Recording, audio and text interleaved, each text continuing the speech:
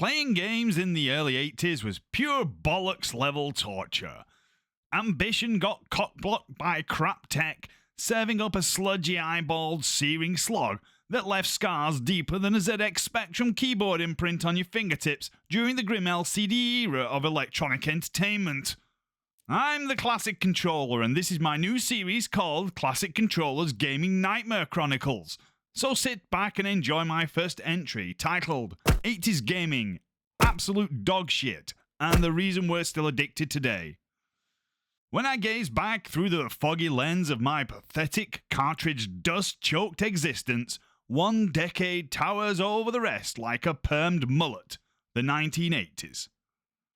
Over the top hair that defied gravity and good taste, the synthwave music revolution blasting out bangers, cinema masterpieces that didn't need Marvel money, kids charging about outside in the muck without a care, TV crammed with actual talent, zero social media bollocks, and blissfully no perpetually offended snowflakes whining in the comments. But for us sad sacks hooked on electronic kicks, the 1970s and early 80s were a turgid turdfest. Machines were hulking, wheezing behemoths, cumbersome, underpowered, back-breaking bricks of black plastic and wood grain paneling, the 80s designer's lazy wet dream, with about as much imagination as a toaster whose boldest creative flex was picking between slightly off-white and slightly more off-white. Behold the first stab at home gaming console, the Magnavox Odyssey from the 1970s. This pioneer marvel could muster 3 square dots plus a line for good measure, served up with zero sound because who needs beeps when silence is golden? Players slapped on coloured plastic overlays over their telescreens like deranged arts and crafts for visuals. Epic? Mate, it was like playing chess with invisible pieces whilst humming your own soundtrack. Pure, unadulterated masochism.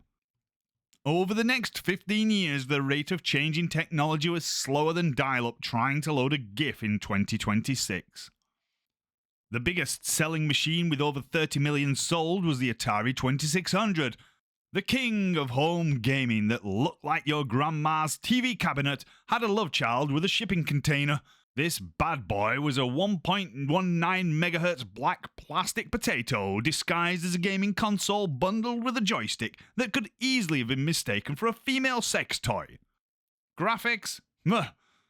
We're talking 3 sprites, a vertical line, and your imagination doing overtime. Combat? Stick figures brawling in boxing. Pac-Man? A yellow rectangle chasing colourful tic-tacs whilst fleeing a blue ghost that forgot how to turn. Cartridges that refused to work until you blew on them like a faulty magic 8-ball, cursed under your breath and wiggled them in. It sold 30 million units, birthed legends-like adventure, find the invisible sword, they said. Then imploded the industry with E.T., a game so rushed and rancid Atari buried 1 million unsold copies in a New Mexico landfill. True story. Dug up in 2014 for proof. Handhelds fared even worse. LCD screened monstrosities limited to one game only, and with animations that made flickerbooks look like 120 frames per second masterpieces. Portable gaming was like lugging a calculator on steroids that guzzled batteries faster than a kid inhales crisps.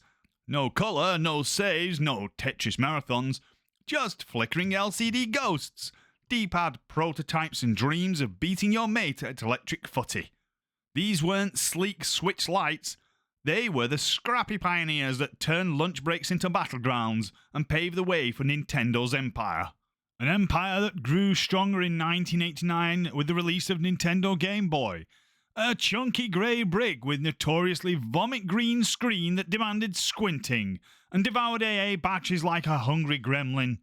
This portable pioneer kicked off the handheld revolution, sparked Pokemon fever and sold 118 million units worldwide, turning playground breaks into addictive pixel prisons.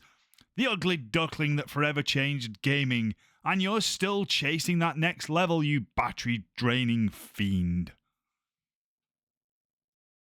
The 1980s also provided the home computing holy trinity, ZX Spectrum, Amstrad CPC, and Commodore 64 squeaky rubber rebels who made loading a personality trait. The three musketeers of mediocre multitasking who turned British bedrooms into flickering fever dreams.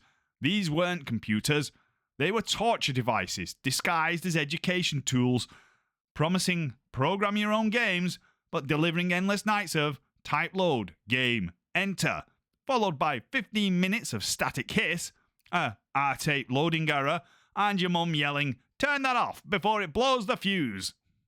Classic 80s setups of wood grain desks, ashtrays as coasters, and enough cables to strangle a family provided a base for these relics to rule until Amiga and home PCs gate-crashed the market like a horny bull with the whiff of an in-season cow. It was also the golden age of arcade hell, late 70s and mid-80s, dimly lit sweat pits, reeking of popcorn, BO, broken dreams, where 10,000 US arcades housed 1.5 million coin-guzzling cabinets that slurped $8 billion in quarters by 1982, out-earning Elwood and pop music combined. Hordes of mullets sporting tweens, pockets jingling with pilfered change, jamming joysticks like deranged surgeons while ghosts chase yellow pies and barrels roll down ladders. High scores? Etched in three-letter glory. AAA for the cheater next door. 1 quarter equals 3 lives equals eternal addiction.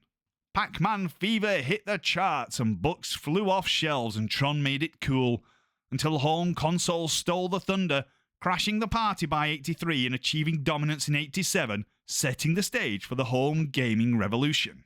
Gaming's wild cocaine phase, explosive highs, cultural mania, then 83 crash coma. But it birthed home ports, console kings, and your endless nostalgia spends.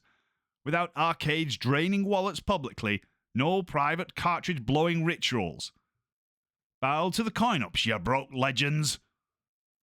Then came Nintendo's NES and the Sega Master System, the 8-bit family feud that saved gaming from becoming a landfill legend and gave us endless Mario vs. Sonic arguments. Imagine the NES as that overachieving Japanese exchange student who shows up post-1983 crash, whilst Atari was still burying E.T. in the desert.